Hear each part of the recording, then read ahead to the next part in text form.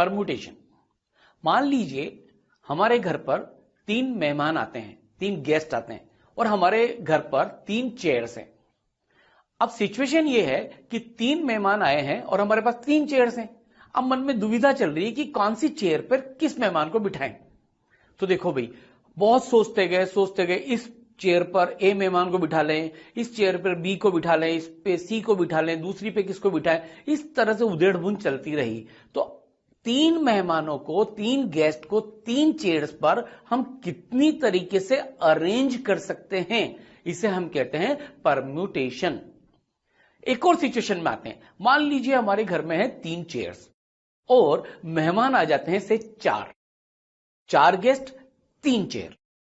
अब और बड़ी उलझन हो गई, एक मेहमान को तो खड़ा ही रहना पड़ेगा, लेकिन फिर भी इन 4 मेहमानों को 3 चेयर्स पर कितनी तरीके से बिठा सकते हैं या अरेंज कर सकते हैं, इस सिचुएशन को भी हम कहते हैं परम्यूटेशन। यानी कि arrangement of the things is called permutation. जितनी भी चीजें हैं सभी को अरेंज कर दो, बहुत सारी चीजें हैं उसमें से कुछ को अरेंज कर दो।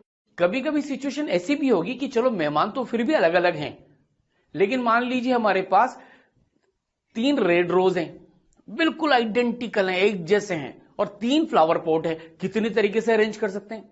अरे भाई तो बहुत आसान है, किसी भी फ्लावर पॉट में कोई सा भी रोज रख दो तो सेम है। तो कभी कभी अरेंजमेंट की सिचुएशन ऐसी भी आ सकती है कि जिन चीजों का अरेंजमेंट कर रहे हैं वो अलग भी हो सकती है, कभी कभी वो सेम भी हो सकती है, राइट। तो इन सब सिचुएशंस को हम कहते हैं परम्यूटेशन। मैन इंपॉर्टेंट चीज ये है कि यहां पर अरेंजमेंट कर रहे हैं और order of occurrence of the things, order of occurrence of the event is important. तो चलिए इसको फॉर्मली हम देखते हैं कि परम्यूटेशन किससे कहते हैं। Permutation means arrangement of things in a definite order which may be alike or different, taken some or all at a time। मतलब परम्यूटेशन एक अरेंजमेंट है किनका, या तो एक जैसी चीजों का या अलग अलग चीजों का। उनमें से भी हम सारी चीजों को लेकर अरेंज कर सकते हैं या कुछ चीजों को लेकर अरेंज कर सकते हैं, और या फिर हम कह सकते हैं कि hence permutation refers to the situation where order of occurrence of the events is important। यानी कि परम्यूटेशन वो मेथड है जिसमें इवेंट्स किस ऑर्डर में हो रहे हैं वो एक इंपॉर्टेंस रखता है। तो चलिए इसको हम बात करते हैं कुछ एग्जांपल्स की। वो कौन सी सिचुएशंस हैं? देखिए सबसे कॉमन एग्जांपल है, मान लीजिए हमारे पास 4 लेटर्स हैं ABCD और इनमें से 3 लेटर लेकर हमें वर्ड बनाने हैं, जैसे ABC, ACB, BAC, BCA वगैरह, ACD, इतनी तरह के वर्ड्स हम बना सकते हैं, बहुत सारे। तो ये जो सिचुएशन है, क्योंकि देखो ABC और BCA अलग अलग वर्ड हो गए, तो यहां पे क्या है, ऑर्डर ऑफ अकरेंस इंपॉर्टेंस रख रही है। ऐसी सिचुएशन को हम कहते हैं परम्यूटेशन, यानी कि अरेंजमेंट। मान लीजिए हमें क्रिकेट टीम की बात करें, अगर मान लीजिए हमारे पास 16 खिलाड़ी हैं और उसमें से हमें 11 खिलाड़ी चुनने हैं, लेकिन उन 11 खिलाड़ियों में से किसको किस ऑर्डर पर बैटिंग करना है, किस नंबर पर बैटिंग करना है, यह भी डिसाइड करना है। तो यह सिचुएशन कहलाती है परम्यूटेशन, यानी कि सिलेक्शन के बाद उनका बैटिंग ऑर्डर डिसाइड करना, यह सिचुएशन कहलाएगी परम्यूटेशन। अब इसको मैथमेटिकली हम एक्सप्रेस कैसे करेंगे, लेकिन उसके पहले एक important note, all God made things in general are treated to be different and all man made things are to be specified whether alike और डिफरेंट।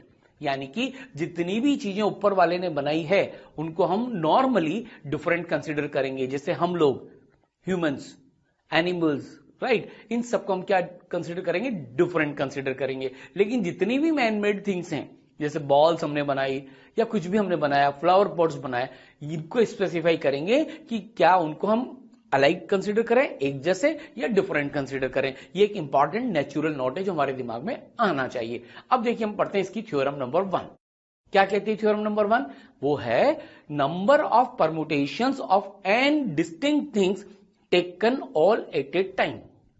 यानी कि n अलग अलग चीजों का परम्यूटेशन सभी को एक साथ लेकर बनाया जाए। यानी कि अगर 3 मेहमान आए हैं और तीनों को अरेंज करना है, तो ये वो सिचुएशन है कि अगर n मेहमान आए और n को ही अरेंज करना है, n ही हमारे पास चेयर्स है, तो इसको कहते हैं number of permutation of n distinct things taken all at a time. क्या होता है, इसको कैसे रिप्रेजेंट करते हैं, इसको करते हैं NPN से। देखो ये यहां पर n लिखते हैं ऊपर की तरफ, फिर p, फिर n, या फिर p n n, या फिर a n n। अलग अलग देशों में अलग अलग नोटेशन है, लेकिन most popularly known as NPN। और ये किसके बराबर है? Factorial n। भाई कैसे? n डिफरेंट थिंग्स को n प्लेसेस पे अरेंज करें, परम्यूट करें, इनका परम्यूटेशन कैसे निकालेंगे? तो देखो भाई, हमने फंडामेंटल प्रिंसिपल ऑफ काउंटिंग पढ़ा हुआ है, उससे प्रूव कर सकते हैं, बिल्कुल जा सकते हैं। मान लीजिए हमारे पास n थिंग्स हैं, इन्हें n प्लेसेस पे अरेंज करना है। मान लीजिए हमारे पास ये n प्लेसेस आ गई, राइट। अब देखो, फंडामेंटल प्रिंसिपल ऑफ काउंटिंग से पहली प्लेस को भरेंगे यहां पर, तो कितनी थिंग्स अवेलेबल है अभी हमारे पास? राइट नाउ n है, तो इसको भरने के लिए कितने तरीके हैं? n। अब कितनी कम हो गई? एक कम हो गई। तो नेक्स्ट प्लेस के लिए कितनी चीजें रह गई? n-1। नेक्स्ट थिंग के लिए कितनी रह गई? n-2। जाते जाइए जाते जाइए, तो फिर फाइनली आखिरी थर्ड प्लेस के लिए आपके पास कितनी रह जाएंगी? 3, फिर उसके बाद 2, फिर उसके बाद 1। Hence, क्या कह सकते हैं? n into n-1 into n-2 into 3 into 2 into 1। These are the number of ways या number of permutation of n things taken all at n at a time। तो कितना आ गया ये? That is equals to factorial n। अरे भाई, fundamental method of counting से बहुत simple है भाई। देखो, 3 मेहमान आए, पहली कुर्सी के लिए 3 वेज, एक बैठ गए, 2 बच गए तो इंटू 2, फिर एक और बैठ गए, 1 बच गए, इंटू 1, यानी 3 into 2 into 1। अगर n होंगे तो पहली के लिए n, फिर n-1, फिर n-2, जाते जाइए, आखिरी में 3 बच गए, इंटू 3 into 2 into 1, तो फैक्टोरियल n। Okay, fine. अब ये जो फैक्टोरियल n आया है, इसको हम ये भी कह सकते हैं कि वी में also say that number of ways in which n distinct objects can be arranged among themselves is NPN, that is equals to factorial n। यानी कि n चीजों को आपस में अरेंज करने का जो टोटल मेथड होगा, परम्यूटेशन होंगे, उसे हम क्या कहेंगे? NPN, that is equals to factorial n। एक एग्जांपल इस पर सॉल्व करते हैं। देखो, find the total number of words of 6 letters that can be formed from the letters of the word iPhone। iPhone, right? आपको पता ही है। अब देखिए, आईफोन में कितने लेटर्स हैं? IPHONE, कितने लेटर्स हो गए? 6 लेटर। और कितने लेटर्स का वर्ड बनाना है? 6 का ही बनाना है। अब देखो, इसको क्या आंसर आना चाहिए अगर मैं ऑरली सॉल्व करूं? 6 लेटर्स को 6 प्लेसेस पे अरेंज करने का क्या मेथड होता है? 6p6, यानी कि फैक्टोरियल 6। अरे भाई, यस और नो? कितने लेटर हैं? 6 लेटर हैं। कितनी प्लेसेस हैं? 6 प्लेसेस हैं। कितने तरीके से अरेंज कर सकते हैं? अभी हमने थ्योरम 1 पढ़ी है, NPN is equal to factorial n। यहां पे n क्या है? 6, यानी कि फैक्टोरियल 6। लेकिन एक बार फंडामेंटल प्रिंसिपल ऑफ काउंटिंग से चेक करते हैं। देखो भाई, इस प्लेस को भरने के लिए हमारे पास देखो IPHONE 6 प्लेसेस है, 6 डिजिट्स अवेलेबल है, 6 लेटर्स अवेलेबल हैं। तो number of ways are how much? 6। मान लीजिए हमने E ले लिया, अब कितने बचे? 5। तो नेक्स्ट प्लेस के लिए कितने हो गए? 5। अब मान लीजिए हमने यहां पर n ले लिया, तो कितने बच गए? 4। तो इसके लिए कितने? 4 वेज। फिर मान लीजिए हमने O यूज कर लिया, तो कितने बच गए? 3। तो नेक्स्ट प्लेस के लिए कितने हो गए? तो 3 वेज। फिर हमने H यूज कर लिया, मान लीजिए, कितने बच गए? 2। तो इंटू 2, और इस तरह से फाइनली इंटू 1 अगर P यूज कर लिया तो इसके लिए आ जाएगा इंटू 1। सीधी सी बात है, 6 into 5 into 4 into 3 into 2 into 1। और फंडामेंटल प्रिंसिपल ऑफ काउंटिंग से भी वही आंसर हमारा आया है। कितना आंसर आया भाई बोलो? That is arrangement is equal to factorial 6 which we call 6p6। Now comfortable? Okay, हमने थ्योरेटिकली भी प्रूव किया और हमने एग्जांपल से भी प्रूव किया। अब हम देखो, इसको जो हमने फैक्टोरियल 6 लिखा है, इसी तरह के सिमिलर एग्जांपल क्या क्या हो सकते हैं? मान लीजिए 6 लोग हैं और 6 को एक लाइन में खड़ा होना है। ये भी तो वही सिचुएशन है। मान लीजिए हम लोग 6 लोग हैं और हमें एक लाइन में एक के पीछे एक खड़ा होना है। कितने तरीके से खड़े हो सकते हैं? फैक्टोरियल 6। यस और नो?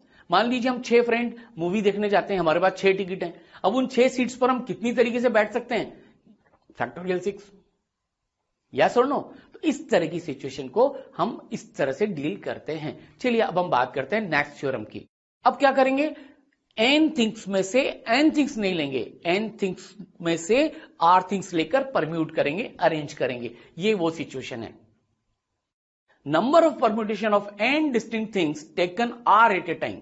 r 0 भी हो सकता है और r n भी हो सकता है। यानी कि वो सिचुएशन है, 4 मेहमान आए और 3 चेयर्स हैं, राइट। तो चलिए इसको कैसे करें? तो देखिए, इसका फॉर्मूला होता है NPR।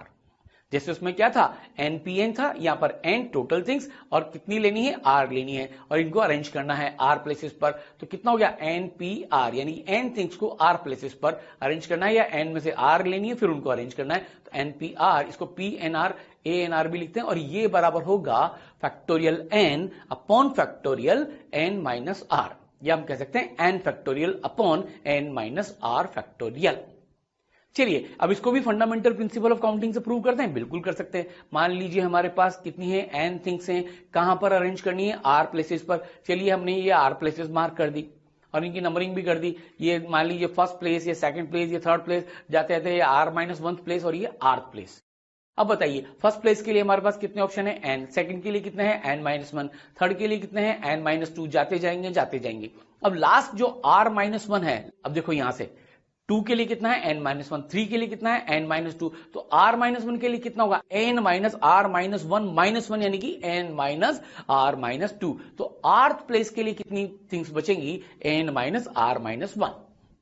अब क्या करो, टोटल चॉइसेस कितनी होंगी, फंडामेंटल प्रिंसिपल ऑफ काउंटिंग से, that is n into N minus one into N minus two up to N minus are minus one. अब ये जो चॉइसेस आ गई है एनपीआर के लिए, ठीक है, अब इसको फैक्टोरियल फॉर्म में चेंज करना है। अब देखो अगर मुझे से फैक्टोरियल एन बनाना है तो ये तो यहीं पर एंड हो गया। इसके बाद का फैक्टर क्या आएगा भाई, N minus are minus one के बाद एन माइनस आर, फिर एन माइनस, इस तरह से बढ़ता जाएगा। तो अगर हम इस फैक्टोरियल को टोटल वेज को लिखें कि that is equal to N into N minus one into N minus two, और ये देखो ये जो फैक्टर था N minus are minus one, क्या बन जाएगा, N minus are plus one. तो ये रहा factor last, N minus are plus one. इसको किससे मल्टीप्लाई कर दिया, कंटिन्यूड प्रोडक्ट बनाने के लिए फैक्टोरियल एन माइनस आर से मल्टीप्लाई और फैक्टोरियल एन माइनस आर से डिवाइड। क्यों किया भाई, देखो N minus one, N minus two, N minus are plus one, ये तो इसके बाद को नेक्स्ट फैक्टर क्या आएगा, माइनस वन करेंगे तो एन माइनस आर, इसके बाद N minus are minus one, फिर 3 2 1, इससे मल्टीप्लाई कर दिया, इससे डिवाइड कर दिया। तो ऊपर वाली चीज तो क्या बन गई भाई, एन से लेकर कहां तक आ गए, 1 तक, 3 to 1 तक, तो ये तो बन गया फैक्टोरियल एन। तो न्यूमरेटर बन गया फैक्टोरियल एन, डिनोमिनेटर आ गया फैक्टोरियल एन माइनस आर। तो देखिए हमारे पास फाइनली आ गया that is N P R is equal to factorial N upon factorial N minus R. याद कर लीजिए इसको अभी यहीं पर, arrangement of R things out of N things is factorial N upon factorial N minus R. और या फिर हम इसको लिख सकते हैं, देखो ये सारे फैक्टर्स हमने लिख दिए, ये जो यहां पर आए थे, ये कितने फैक्टर्स हैं, ये 1 2 3 up to how many factors it will be, obviously R factors. ये भी एक इंपॉर्टेंट कॉन्सेप्ट है, याद रखिएगा। Factorial N upon factorial N minus R को प्रॉपर तरीके से लिखने के लिए बस ये याद रखेंगे कितने फैक्टर्स लेने हैं, आर फैक्टर्स लेने हैं। चलिए सबसे पहले लेते हैं भाई एन पी जीरो की वैल्यू क्या होगी, क्या होगा, ये factorial N upon factorial N minus zero, यानी कि factorial N upon factorial N यानी कि 1। अब वैसे भी सोचो एन थिंग्स को जीरो प्लेस पर यानी कि अरेंज ही नहीं करना, एक ही तरीका है, कुछ मत करो। चलिए दूसरा लेते हैं एन पी वन, एन चीजों को एक जगह पर अरेंज करना है। तो देखो पहली आ सकती है, दूसरी आ सकती है, थर्ड आ सकती है, अप टू एन आ सकती है। तो इसको अगर फैक्टोरियल से देखें तो factorial N upon factorial N minus one, इसकी वैल्यू कितनी होगी, एन। चलिए एक और चीज लेते हैं एन पी एन, अभी तो हमने पढ़ा था सबसे पहला केस फर्स्ट थ्योरम में, कितना होना चाहिए, factorial N, factorial N upon factorial N minus N, और ये तो बन गया जीरो फैक्टोरियल 1, यानी कि that is equal to factorial N. चलिए अब इस पर बेस कुछ प्रॉब्लम्स करते हैं। 3p2 क्या लिखेंगे भाई, फैक्टोरियल 3 अपॉन फैक्टोरियल 3 माइनस 2, या फिर इसको लिख सकते हैं 3 इंटू 2। देखो दो फैक्टर लिखने थे, 3p2 का मतलब 3 इंटू 2 यानी कि 6। मान लीजिए मैं कहूं 100p2, तो क्या लिखेंगे, फैक्टोरियल 100 अपॉन फैक्टोरियल 100 माइनस 2 यानी कि 98। तो 100 इंटू 99 इंटू फैक्टोरियल 98 कट जाएगा, या सीधे सीधे दो फैक्टर लिखो ना यार, 100 इंटू 99, तो ये आ गया हमारा आंसर। इसी तरह से अगर देखो 10p3 लिखना है, या 10p5 लिखना है, या 10p7 लिखना है, तो क्या करेंगे, अब देखो इसको सबसे पहले हम लिखेंगे 10p5 का मतलब है 5 फैक्टर्स लिख सकते हैं, कैसे, 10 इंटू 9 इंटू 8 इंटू 7 इंटू 6। या फिर अगर फॉर्मल तरीके से लिखना चाहते हो तो फैक्टोरियल 10 अपॉन फैक्टोरियल 10 माइनस 5, यानी कि फैक्टोरियल 10 को क्या लिखोगे, 10 into 9 into 8 into 7 into 6 into factorial 5। ये आगे एक्सपेंड नहीं किया क्योंकि नीचे भी फैक्टोरियल 5 है, ये तो चल बसा। तो कितना आ गया, देखो हमारे पास आ गया 10 इंटू 9 इंटू 8 इंटू 7 इंटू 6, वही 5 फैक्टर्स आ गए। तो फाइनली हम कर तो वही रहे। ओके, पहला क्वेश्चन सॉल्व करते हैं। In how many ways can 5 person be made to occupy, condition है 5 डिफरेंट चेयर्स, 5 लोग 5 चेयर्स पर कितने तरीके से बैठ सकते हैं, ओरली बताइए। Answer is factorial 5। अरे भाई 5p5 फैक्टोरियल 5। चलिए तो सबसे पहले बात करते हैं फंडामेंटल प्रिंसिपल से। पहली के लिए मैंने 5 ऑप्शन दे दिए, 5 में से कोई भी एक बैठ जाएगा। मान लीजिए हमने बिठा दिया ये बंदा, अब बचे कितने बंदे? 4। चलिए सेकंड चेयर पे भी करा दीजिए, 4 ऑप्शंस हैं, अब बिठा दीजिए एक को, बचे कितने? 3 बंदे। चलिए इस पे भी देखो 3 चॉइसेस हैं, अब एक को बिठा दीजिए, बचे कितने? 2। इसके लिए कितने हो गए? 2 चॉइसेस, एक को बिठा दीजिए, बचे कितने? 1। अब तो एक ही तरीका बचता है, तो भाई टोटल मिला के वही तो चीज आ गई, हमने फंडामेंटल प्रिंसिपल ऑफ काउंटिंग से सॉल्व कर लिया। और वैसे डायरेक्ट आंसर क्या आ रहा था? 5p5। तो टोटल वेज हमारे पास आ गए, that is what? 5 into 4 into 3 into 2 into 1, that is nothing but 5p5, that is equals two factorial 5 यानी कि 120। देखिए हम यहां पर फॉर्मूला भी यूज कर रहे हैं और फंडामेंटल प्रिंसिपल ऑफ काउंटिंग से भी अपनी इंसाइट को डेवलप कर रहे हैं, कॉमन सेंस को और डेवलप कर रहे हैं, राइट। चलिए अब बात करते हैं सेकंड केस। अगर चेयर्स 3 ही हैं और 5 लोग हैं तो कैसे बिठाएंगे? अरे भाई देखो, सबसे पहली चेयर पे बैठने के लिए मेरे पास कितने ऑप्शंस हैं बताओ जरा? 5 लोग हैं, एक बैठ जाएंगे, कितने बचेंगे? 4। तो सेकंड चेयर के लिए कितने ऑप्शन है? इस चेयर के लिए 4। तो चलिए इस पे 4 ऑप्शन हो गए, एक बैठ गए, अब बताओ बचे कितने? अरे भाई एक यहां बैठ गए, एक यहां बैठ गए, टोटल 5 लोग थे, बचे कितने? 3। तो इस चेयर के लिए कितने आ जाएंगे? 3 चेयर्स। तो 3 पीपल का मतलब हो गया इंटू 3 वेज। तो टोटल नंबर ऑफ वेज कितने हो गए हमारे पास? देखो 5 into 4 into 3।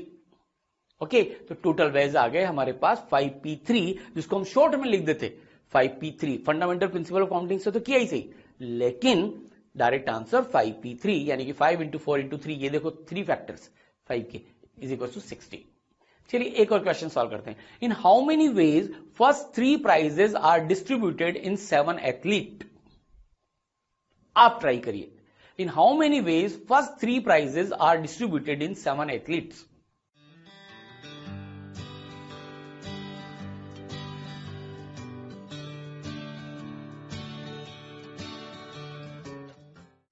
ओके, देखो 7 एथलीट हैं और 3 प्राइज हैं। ओके, अब क्या होगा? हर प्राइज के लिए कितने ऑप्शंस हैं ये हमें देखना पड़ेगा, राइट। तो चलिए इसको देखते हैं कैसे करेंगे। सबसे पहले फंडामेंटल प्रिंसिपल ऑफ काउंटिंग से बात करते हैं। डायरेक्ट का आंसर तो वैसे आपको पता है 7p3 आंसर है। अरे भाई 7p3 आंसर आएगा ना। 7 एथलीट हैं और 3 प्राइज हैं, कितनी तरीके से डिस्ट्रीब्यूट कर सकते हैं, अरेंज कर सकते हैं, इसका मतलब क्या हो गया? 7p3। लेकिन चलिए फंडामेंटल प्रिंसिपल ऑफ काउंटिंग से बात करते हैं। मान लीजिए हमारे पास 3 प्लेसेस हैं, first, second and third, right. अब हमारे पास एथलीट तो 7 है, फर्स्ट प्राइज कितने लोगों के लिए एलिजिबिलिटी रखता है? तो ऑब्वियसली अभी कितने बचे हैं? 7, यानी कि ये 7 लोगों को जा सकता है। अब देखो एक को 7 मिल गया, मान लीजिए इनको मिल गया फर्स्ट प्राइज। अब सेकंड के लिए कितने ऑप्शंस हैं आपके पास? कितने एथलीट बचे हैं? 6, और अभी भी प्राइजेस कितने हैं? 2। तो सेकंड पोजीशन के लिए कितने एथलीट बाकी हैं? 6। तो number of ways is equal to 6। मान लीजिए एक एथलीट आपने चुन लिया, इनको मिल गया 77 नंबर वालों को। अब आपके पास कितने एथलीट बच गए? 5, और प्राइजेस कितने बच गए? 1। कितने तरीके से आप थर्ड प्राइज दे सकते हो? That is 5 ways. तो देखिए आपके पास आंसर क्या आ गया? आपके पास आंसर आ गया total number of ways is equal to कितना? 5 into 6 into 5, यानी कि हमारे पास 210 केसेस बन गए। और मेथड 2 अगर डायरेक्टली हम यूज करें तो इसका आंसर क्या आएगा? 7p3, यानी कि 7 into 6 into 5 यानी कि 210। अब देखो परम्यूटेशन की थ्योरम्स का डायरेक्ट यूज करना सीख जाएंगे। ये पहला चैप्टर है परम्यूटेशन पर, पहली प्रॉब्लम से, इसलिए हम बहुत बेसिक से जा रहे हैं। चलिए एक प्रॉब्लम और सॉल्व करते हैं। From 5 different flags, how many different signals can be made? 5 different flag से आप कितने सिग्नल दे सकते हो? जैसे रेलवे में नहीं दिखाते, कभी ग्रीन फ्लैग, कभी रेड फ्लैग, ट्रेन को रोकना है तो रेड, ट्रेन को जाने देना है तो ग्रीन, एटसेट्रा एटसेट्रा। अगर आपके पास 5 डिफरेंट कलर के फ्लैग्स हैं तो आप कितने सिग्नल्स प्रोड्यूस कर सकते हैं? चलिए आप ट्राई करिए, यू हैव 2 मिनट्स।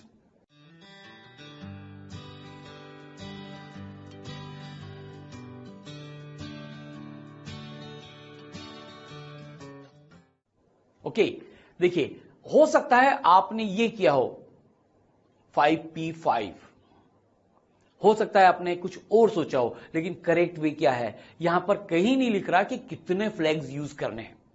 तो देखिए हमारे पास सिचुएशन क्या है, हमारे पास 5 डिफरेंट कलर के फ्लैग्स हैं। अब सिग्नल्स प्रोड्यूस करने के लिए हम एक फ्लैग भी यूज कर सकते हैं, 2 भी यूज कर सकते हैं, 3 भी कर सकते हैं, 4 भी कर सकते हैं और 5 भी कर सकते हैं। यह है इंपॉर्टेंट क्रक्स इस प्रॉब्लम का। तो चलिए हम एक एक करके शुरू करते हैं। अगर हमने एक ही फ्लैग लेना है तो कितने वेज हो गए, using one flag how many signals can be produce, 5p1, arrangement of one flag at one place.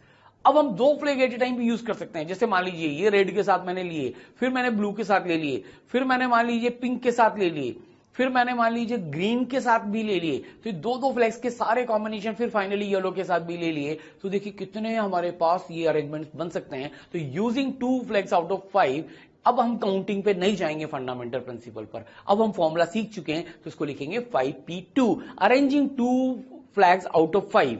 Okay, ये हो गया। इसी तरह से सिमिलरली अगर हम देखें तो 3 फ्लैग्स यूज करके हम क्या कर सकते हैं, सोचिए 3, 4, 5 फ्लैग्स यूज करके कितने सिग्नल्स आएंगे। तो यूजिंग 3 फ्लैग्स आउट ऑफ 5 कितना होगा, 5p3।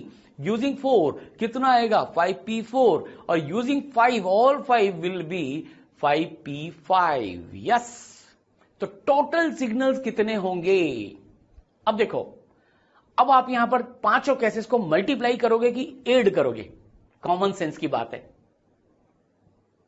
मल्टीप्लाई नहीं कर सकते, क्योंकि एट ए टाइम या तो आप एक फ्लैग से सिग्नल बनाओगे, या फिर 2 फ्लैग से बनाओगे, या फिर 3 फ्लैग से बनाओगे, या फिर 4 फ्लैग से, या फिर 5 फ्लैग से। तो ये सारे केसेस क्या होंगे, ऐड होंगे। It means total number of different signals which can be produce is 5p1 plus 5p2 plus 5p3 plus 5p4 plus 5p5। That is equal to, आप सब जानते हैं 5 प्लस 2 फैक्टर आएंगे 5 इंटू 4, 3 फैक्टर आएंगे 5 into 4 into 3, 4 यानी 5 into 4 into 3 into 2, और 5 factor यानी कि फैक्टर 5। तो दैट इज इक्वल टू, आप कैलकुलेट कर लीजिएगा, ये टोटल आंसर आपके पास आ जाएगा 325 signals can be produced using 5 flags.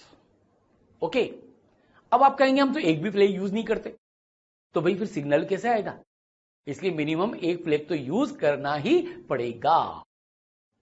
Combination, मेरे घर में फिर से 4 मेहमान आ गए और घर में वही 3 चेयर्स हैं, लेकिन इस बार मैं ये टेंशन नहीं पालूंगा कि कौन सी चेयर पर कौन सा मेहमान बैठेगा। बस भाई मैं तो क्या करूंगा कि 4 मेहमान में से 3 मेहमानों का सिलेक्शन कर लूंगा। अब वो कौन सा मेहमान कौन सी चेयर पर बैठेगा वो अपना आप डिसाइड कर लेंगे, वो मेरा टास्क नहीं है। मेरा टास्क ये है कि 4 मेहमानों में से मैं 3 मेहमान सेलेक्ट कर लूं। यह सिचुएशन कहलाती है कॉम्बिनेशन। मुझे एक बार गिफ्ट हैम्पर में 4 मूवी के टिकट्स मिले और मेरे हैं 6 फ्रेंड्स। तो फिर मेरा टास्क है कि मैं 4 फ्रेंड्स को सेलेक्ट कर लूं कि किसे मुझे मूवी के टिकट देने हैं, लेकिन वो वहां जाकर कौन किस सीट पर बैठेगा ये वो लोग डिसाइड करेंगे। मेरा टास्क है सिर्फ 6 में से 4 को सेलेक्ट करना। This is the situation called combination. अगर मान लीजिए मुझे 10 लोगों में से 3 लोगों की एक कमेटी बनानी है जो डिसीजन दे सके किसी कंट्रोवर्सी में, यह सिचुएशन कहलाती है कॉम्बिनेशन। यानी कि कुल मिलाकर अगर हम बात करें तो कॉम्बिनेशन क्या है, कॉम्बिनेशन है कलेक्शन, कॉम्बिनेशन है कमेटी, कॉम्बिनेशन है सिलेक्शन। ओके, तो इसलिए हम इसको प्रॉपर्ली डिफाइन करेंगे कि combination is selection of one और more things out of N things which may be alike और डिफरेंट टेकन सम और ऑल एट ए टाइम। यानी कि कॉम्बिनेशन कुछ नहीं है, एक बेसिक सिलेक्शन है। किसका, वन और more things out of N things. N things में या तो सबका या एक का या दो का या कुछ का। और वो चीजें क्या हो सकती हैं, थिंग्स क्या हो सकती हैं, अलाइक भी हो सकती है, डिफरेंट भी हो सकती है। राइट, तो इसको हम कहते हैं कॉम्बिनेशन। बहुत ही सिंपल प्रोसेस है। अब यहां पर ऑर्डर ऑफ अकरेंस इंपॉर्टेंस नहीं रखता, हमें तो सेलेक्ट करके रखना है। किस ऑर्डर में अरेंज होंगी नहीं होंगी कुछ लेना देना नहीं है, सिर्फ और सिर्फ सिलेक्शन। चाहे चीजें अलाइक हो चाहे चीजें डिफरेंट हो। अब देखिए इसके कुछ एग्जांपल्स देखते हैं। जैसे मान लीजिए हमारे पास वही सिचुएशन लेते हैं, 4 लेटर्स हैं ABCD और इनमें से हम 3 लेटर चूज करें।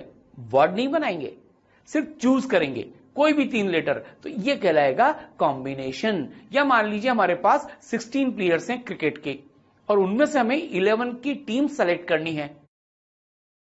कौन किस बैटिंग ऑर्डर पे जाएगा ये हम डिसाइड नहीं करेंगे, हम सिर्फ आउट ऑफ 16 11 को सेलेक्ट करेंगे। This is called combination problem. तो I think now combination must be clear. अब मैथमेटिकली देखते हैं कॉम्बिनेशन क्या होता है। तो हम लिखेंगे कि number of combination or selection of n distinct things taken R at a time. n में से r थिंग्स का कॉम्बिनेशन, r कहां से कहां तक जाएगा, 0 से लेकर n तक। हो सकता है हम एक भी सेलेक्ट नहीं करें, हो सकता है हम सारी सेलेक्ट कर लें। इसको लिखेंगे NCR या C ऑफ NR या फिर ये ब्रैसेस के अंदर N/R। सबसे ज्यादा जो पॉपुलर नोटेशन है वो है NCR। जैसे परम्यूटेशन में अपन ने क्या लिया था, NPR, और ये बराबर होता है factorial n upon factorial r into factorial n minus r। गौर करिए, factorial n upon factorial r factorial n minus r। NPR में क्या था, factorial n upon factorial n minus r। तो कॉम्बिनेशन में क्या हो गया, NCR में factorial n upon factorial n minus r into factorial r। ये डिफरेंस है। ओके, तो चलिए अब हम क्या करें, इसको प्रूव करते हैं कि NCR बराबर factorial n upon factorial n minus r into factorial r। इसको याद भी कर लीजिए। तो देखिए बहुत ही सिंपल प्रूफ है। एक काम करते हैं, हम क्या करें, मान लीजिए हमारे पास 10 डिफरेंट थिंग्स हैं, 10 डिफरेंट थिंग्स ले लेते हैं। मान लीजिए वो है ABCDEFGHIJ, और इनमें से हमें 3 थिंग्स को लेकर अरेंज करना है। क्या करना है, आउट ऑफ 10 थिंग्स हमें 3 थिंग्स को अरेंज करना है। तो सबसे पहले तो हम क्या करेंगे, इनमें से 3 चीजों का सिलेक्शन करेंगे, यानी कि कॉम्बिनेशन करेंगे। तो सबसे पहले हम 3 चीज सेलेक्ट करेंगे और फिर उनको अरेंज करेंगे। तो जो 3 चीजें हम सेलेक्ट करके अरेंज करेंगे, तो अरेंजमेंट ऑफ 3 थिंग्स कितने तरीके से कर सकते हैं, फैक्टोरियल 3। तो चलिए यहां से शुरुआत करते हैं कि मान लीजिए let the combination of objects taken 3 at a time is equal to x। 10 में से 3 चीज को सेलेक्ट करने का या कॉम्बिनेशन का let say the number of ways are x। अब इन 3 चीजों को हमें अरेंज करना है। तो अरेंजमेंट कितना होगा भाई, x इंटू फैक्टोरियल 3। पहले सेलेक्ट कर लिया फिर अरेंज कर लिया। अब अरेंजमेंट तो हम सब जानते हैं, अरेंजमेंट तो क्या होता है, arrangement of 3 things out of 10 things, या arrangement of 10 things at 3 places. कितना होगा, 10p3, जो हमने लिख दिया, हम पहले ही पढ़ चुके हैं इसके बारे में। तो वही x की वैल्यू क्या आ गई बताओ, x की वैल्यू आ गई 10p3 upon factorial 3। 10p3 upon factorial 3, 10p3 को भी ओपन अप कर दीजिए, क्या आ गया देखो, factorial 10 upon factorial 10 minus 3 upon factorial 3। देखो ये चीज n में से r लेना है, 10 में से 3 लेना था, तो फैक्टोरियल 10 फैक्टोरियल 3 फैक्टोरियल 10 माइनस 3, यानी कि NCR is equal to factorial n upon factorial n minus r into factorial r हमारे पास आ गया है। तो that is the proof of this. Okay, चलिए इस पर बेसिक प्रैक्टिस करते हैं। व्हाट इज 5C2, क्या होना चाहिए, क्या फॉर्मूला है, अभी हमने पढ़ा है, याद आ जाना चाहिए। याद करो, NCR का formula factorial n upon factorial r into factorial n minus r। Okay, अब यहां पे n क्या है 5, r क्या है 2, तो क्या फॉर्मूला लग जाएगा 5C2 का, बताओ, factorial 5 upon factorial 5 minus 2 into factorial 2। ये रहा देखो। अब इसको क्या करें, फैक्टोरियल 5 को ओपन कर दें, तो ये क्या हो गया 5 into 4 into factorial 3 upon factorial 3 into 2। अब ये फैक्टोरियल 3 तो चल बसा, बराबर कितना आ गया हमारे पास 5 इंटू 4 अपॉन 2 यानी कि 10। अब एक चीज पे गौर करना, हमारे पास 5C2 था, तो देखो 2 फैक्टर आएंगे 5 इंटू 4 अपॉन फैक्टोरियल 2, बाकी तो अपना आप कैंसिल होगा, तो इज इक्वल टू 10। एक और एग्जांपल चेक करते हैं, tan C2 ओरली करने की कोशिश करें, tan इंटू 9 अपॉन फैक्टोरियल 2 आना चाहिए, लेकिन देखो प्रॉपर मेथड से फॉर्मूला लगाते हैं। क्या होगा भाई, factorial n upon factorial n minus r into factorial r, तो फैक्टोरियल 10 10 माइनस 2 फैक्टोरियल और 2 फैक्टोरियल। इसको क्या लिखेंगे, फैक्टोरियल 10 को tan into 9 into factorial 8 upon factorial 8 into 2, ये कट गया, तो क्या बच गया, अगेन देखो वही 2 फैक्टर्स, गौर करना पैटर्न पे, अपॉन फैक्टोरियल 2। तो ये आ गया हमारा आंसर tan इंटू 9 अपॉन 2 यानी कि 45। अब आपका टर्न है, बताओ tan C जो हमने लिखा है इसको कैसे लिखेंगे, tan C3 को। क्या है tan C3 का मतलब, 3 फैक्टर्स ले लीजिए continued, tan into 9 into 8 upon factorial 3 यानी कि 120। ये भी देखो अगर ऐसे डायरेक्ट नहीं लिखते तो tan into 9 into 8 into factorial 7 upon नीचे क्या था फैक्टोरियल 7 फैक्टोरियल 3 फैक्टोरियल 7 कटता तो भी यही आंसर आता। ओके, अब हम कुछ एग्जांपल्स इस पर सॉल्व करेंगे।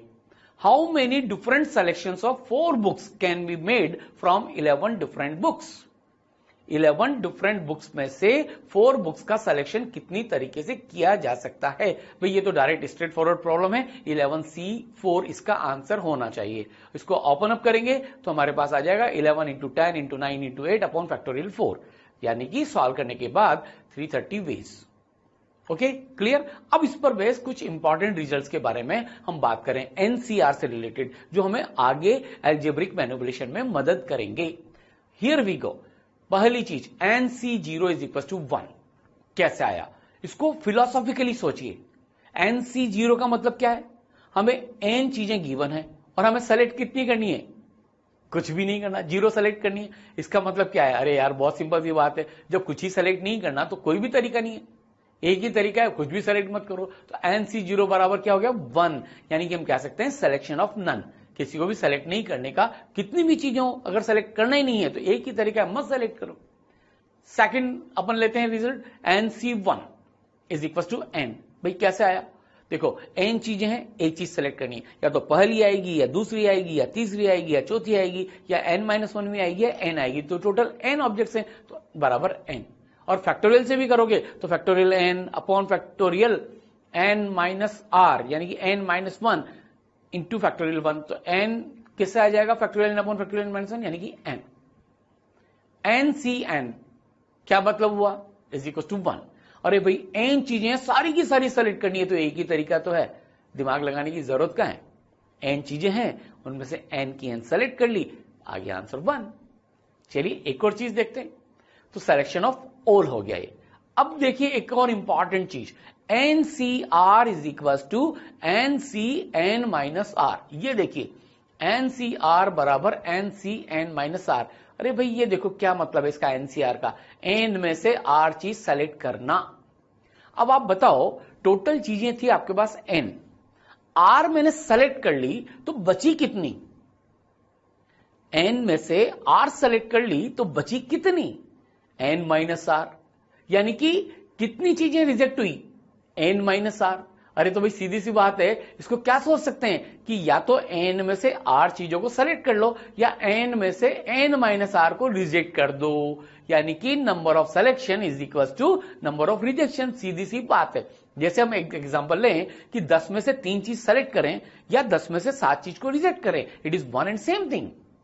तो देखो आ रहा है ना ये tan C3 बराबर tan C tan minus 3 n minus r, यानी कि 7, यानी कि number of selection is equal to number of rejection. Very important concept, इसको याद कर लीजिए दिल से। NCR is equal to NCN minus r, बहुत नेचुरल फिनोमेना है, राइट। मान लीजिए मुझे 100 में से 98 चीजें सेलेक्ट करनी है, तो मैं क्या करूंगा भाई, मैं क्या एक एक करके 98 सेलेक्ट करूंगा, नहीं, मैं खाली ये देखूंगा कि मुझे तो खाली 2 रिजेक्ट करनी है, तो मैं उस प्रोसेस पे जाऊंगा कि 2 रिजेक्ट कर दूं, यानी कि 100C98 is equal to 100C2। Okay चलिए आगे बढ़ते हैं। NCR is equal to NCN minus R, इसको प्रूव करके देखते हैं कैसे आया। बहुत ही सिंपल है, फैक्टोरियल मैनिपुलेशन है। NCR को क्या लिख सकते हैं भाई, factorial n upon factorial R into factorial n minus R।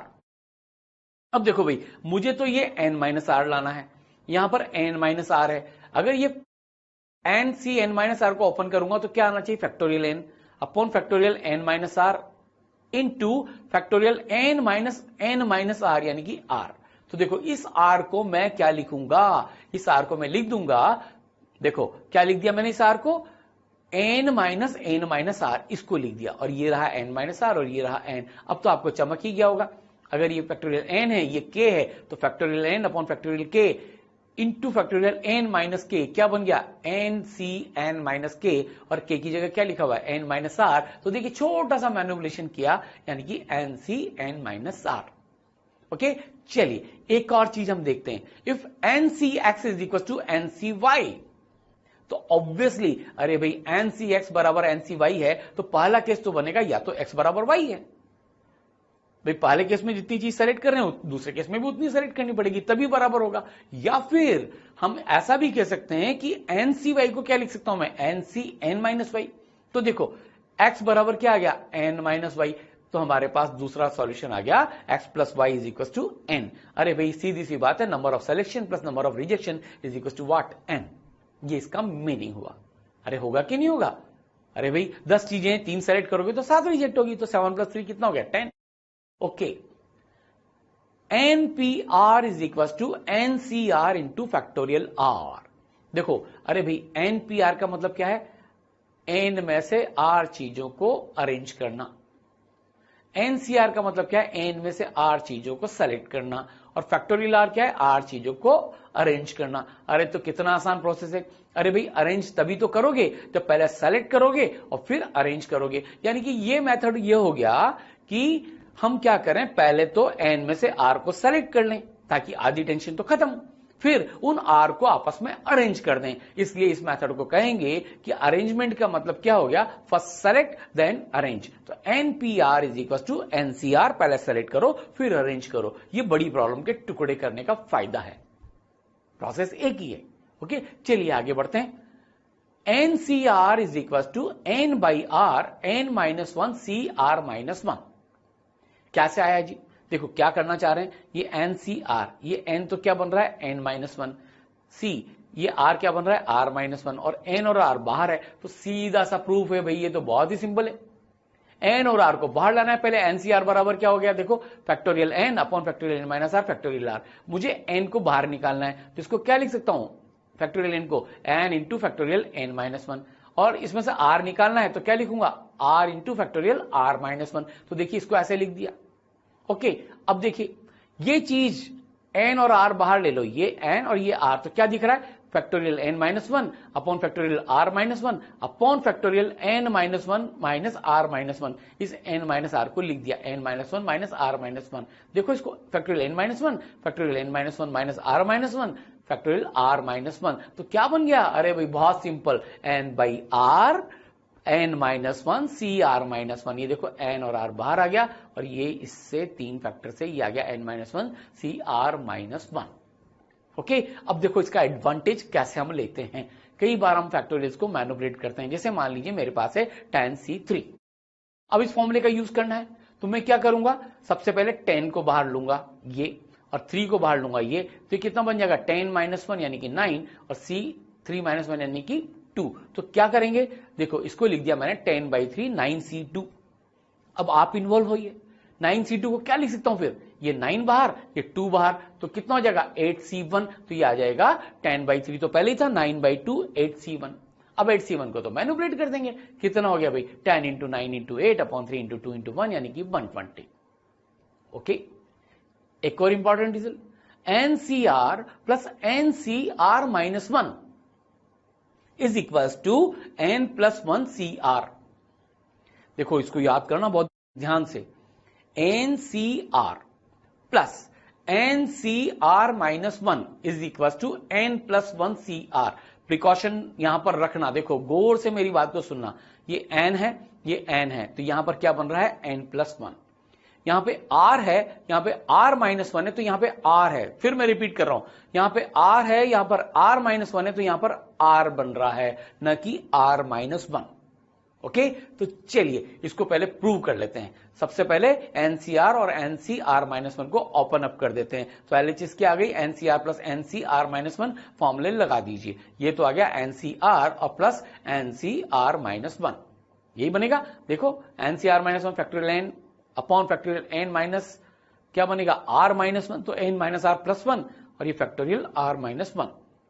अब देखो यहां से दोनों को देखो कुछ चीज कॉमन लेनी है। अब इस फैक्टोरियल r को मैं लिखूं r into factorial r minus 1, तो ये कॉमन आ जाएगा।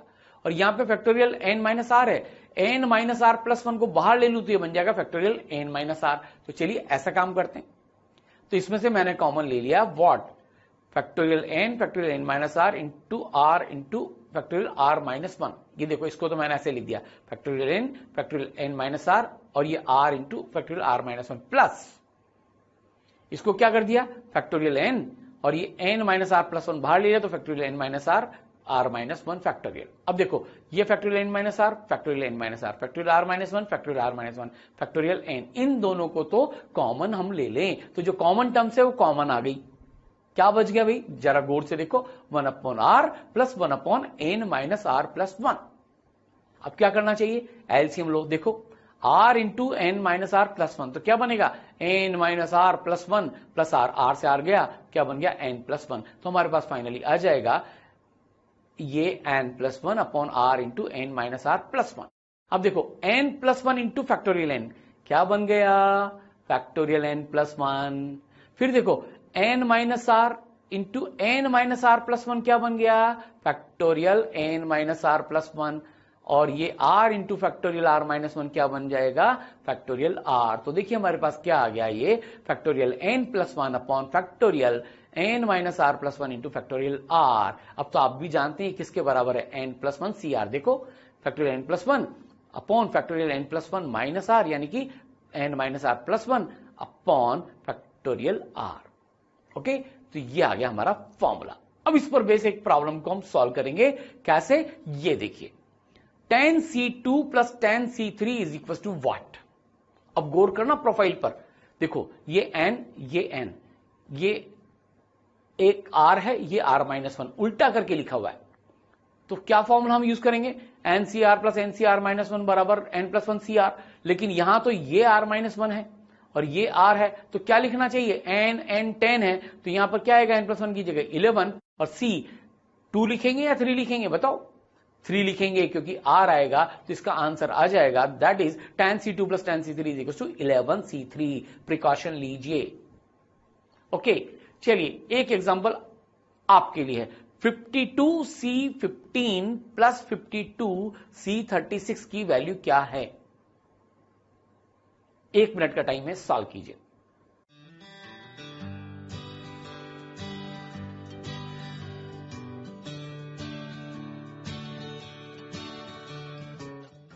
ओके, देखिए आपने 52C15 और 52C36 गौर से देखिए, यहां पर कुछ ना कुछ तो मिसमैच है, यहां पे 52 यहां पर 15, यहां पे 36। लेकिन एक चीज है कि या तो ये 36 15 के नजदीक आ जाए, 14 या 17 बन जाए, या ये 15 37 या 35 बन जाए। क्या कर सकते हैं, जरा गौर से देखो, 52 में से 15 घटाया तो क्या आ गया, 37। तो क्या लिख सकते हैं 52C15 को, number of selection is equal to number of rejection. तो इसको लिख देंगे हम, ये इस प्रॉब्लम का करेंगे कि 52C37 प्लस 52C36। अब आपको भी पता है ये n है, तो यहां पे क्या बन जाएगा, n प्लस 1 यानी कि 53, और 36 और 37 में से क्या लिखूंगा मैं, 37। तो ये आ जाएगा इस फॉर्मूले से बराबर 53C37। देखो ये n, तो ये n प्लस 1, और ये r माइनस 1, तो ये r है, ये r माइनस 1 है, तो 37। ओके, चलिए, तो इस तरह से हमने ये पढ़ा। एक और इंपॉर्टेंट रिजल्ट हम यहां पर पढ़ेंगे, NCR upon NCR minus 1 is equal to n minus r minus 1 upon r। एक छोटा सा रिजल्ट है जो हम प्रोसेस करके देखेंगे। वैसे ये तरह की सिचुएशन आएगी तो आप मैनिपुलेट करके खुद एक स्टेप में निकाल सकते हैं। तो चलिए इसको प्रूव करते हैं कि कैसे आया। Okay, NCR upon NCR minus 1 को ओपन अप कर दीजिए। ये देखो फैक्टोरियल मैंने खोल दिया। NCR को क्या लिखा, factorial n upon n minus r factorial r, और इसको क्या लिख दिया, NCR माइनस 1 को factorial n upon factorial n minus r minus 1 यानी कि n माइनस r प्लस 1 और फैक्टोरियल r माइनस 1। अब देखो ये जो n माइनस आर प्लस 1 है, इसको क्या लिखूंगा, n minus are plus 1 into factorial n minus r, तो ये कट जाएगा। इस फैक्टोरियल r को क्या लिखूंगा, r into factorial r minus 1, तो ये कट जाएगा। तो देखिए इसको मैनिपुलेट कर देते हैं। तो क्या किया हमने, बताओ, हमने ये किया कि फैक्टोरियल n तो ये रहा, फैक्टोरियल n माइनस आर ये रहा, और इसको लिख दिया r into factorial r minus 1, और नीचे फैक्टोरियल n, और ये n माइनस आर प्लस 1 को n माइनस आर प्लस 1 बाहर, factorial n minus are factorial r minus 1। अब देखो ये r माइनस 1 से r माइनस 1 गया, फैक्टोरियल n से फैक्टोरियल n गया, राइट। तो देखो ये फैक्टोरियल n माइनस आर से फैक्टोरियल n माइनस आर गया, तो हमारे पास क्या बच गया, वही बच गया। ये जो टर्म है n माइनस आर प्लस 1 ये ऊपर चली जाएगी, और नीचे क्या बच गया, ये r। तो ये रहा formula, NCR upon NCR minus 1 is equal to n minus r minus 1 upon r। तो चलिए इस पर बेस एक बेसिक प्रोफाइल कर लेते हैं। 20C5 upon 20C4 is equal to what. अरे भाई बहुत सिंपल प्रॉब्लम है, NCR upon NCR minus 1 is equal to n minus r minus 1 upon r। n की वैल्यू क्या है, 20। ओके, आर की वैल्यू क्या है 5, तो रख दीजिए वैल्यू कितनी आ गई 20 माइनस 5 माइनस 1 यानी कि 4 अपॉन आर यानी कि 5, तो कितना हो गया ये हमारे पास, दैट इज 16/5। बस इस तरह की प्रॉब्लम्स को हम ऐसे सॉल्व करेंगे। तो ये है कॉम्बिनेशन और एनसीआर के मैथमेटिकल मैनिपुलेशंस।